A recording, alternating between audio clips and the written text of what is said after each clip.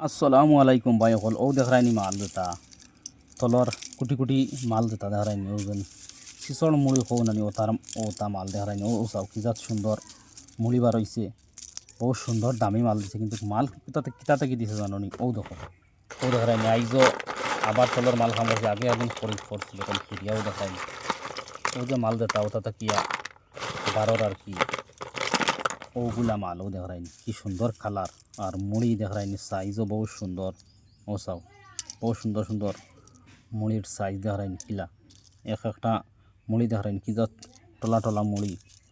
দেখায়নি মাল চাও কি সুন্দর মাল দিছে দামি মাল দেখায়নি বহুত সুন্দর তা মাল খাম করতে কিন্তু কষ্ট লাগে আর বার হয়ে যাত